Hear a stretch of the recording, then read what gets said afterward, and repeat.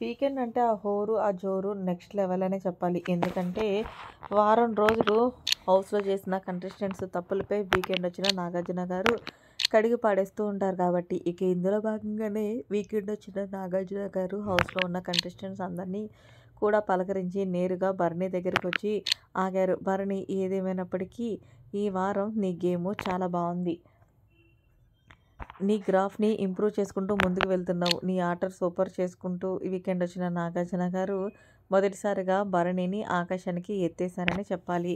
Game పరంగా ఇంకా ఇందులో భాగంగానే ప్రజలుగా నువ్వు ఏదైతే నాయకత్వం వర్ధిల్లాలి అంటూ నువ్వు, సుమన్ శెట్టి అలాగే ఇమాన్యుయల్ మీరు ముగ్గురు చేసిన కామెడీ అంతా ఇంత కాదు.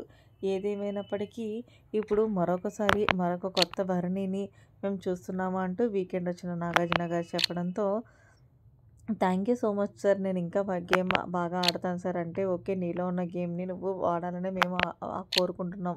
సరే, ఆడియన్స్‌ని అడుగుదాం. ఆడియన్స్ ఈ వారం భరణి ఆట ఎలా ఉంది అంటే 100కి 99% అందరూ కూడా థమ్స్ అప్పే చూపించడంతో, చూసావు కదా, నీ విషయంలో కూడా ఆడియన్స్ ఫుల్ హ్యాపీగా ఉన్నారు భరణి. ఇలాగే కంటిన్యూ చెయ్యి.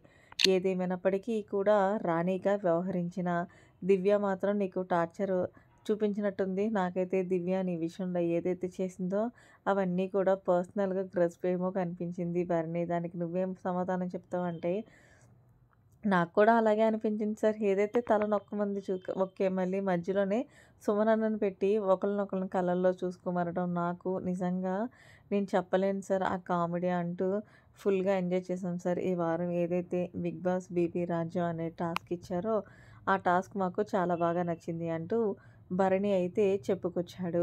వీకెండ్ వచ్చిన నాగార్జునకి, సరే భరణి, నాకొక విషయం అర్థం కాలేదు.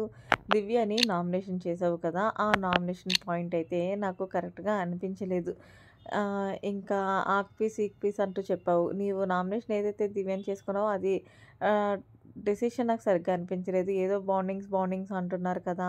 దివ్యని నామినేషన్ చేసేస్తే నాకు కూడా ఒక గొడవ వదిలిపోతుంది అన్న టైప్‌లోనే దాన్ని నామినేషన్ చేసావు తప్ప, నాకు తనని నామినేషన్ చేసిన పాయింట్‌లో వ్యాలిడ్ కనిపించలేదు. నాకే కాదు, ఆడియన్స్‌కి కూడా.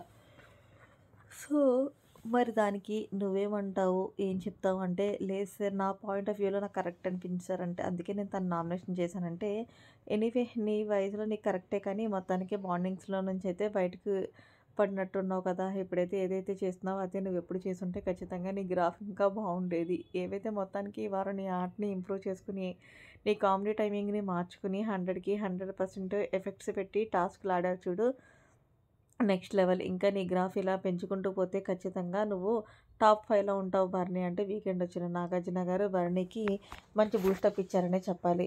మరి ఫైనల్‌గా మరి తనుజ కెప్టెన్ అవ్వడంపై నీకెలా ఉంది అంటే, చాలా హ్యాపీగా ఉంది సార్. ముఖ్యంగా తను ఎవరి సపోర్ట్ లేకుండా తన కాళ్ళ మీద తను ఆడి గెలుచుకున్నది చూడండి సార్. నిజంగా తనుజకి సెల్యూట్ చేయాల్సిందే అంటూ చెప్పుకొచ్చాడు భరణి. మరి మొత్తానికి వీకెండ్ వచ్చిన నాగార్జున గారు భరణిపై చేసుకున్న వ్యాఖ్యలు కరెక్టా కాదా అనేది కామెంట్ చేయండి. మరిన్ని లేటెస్ట్ అప్డేట్స్ కోసం మన ఛానల్ సబ్స్క్రైబ్ చేసుకోండి. Thanks for watching. బాబాయ్. Have a nice day.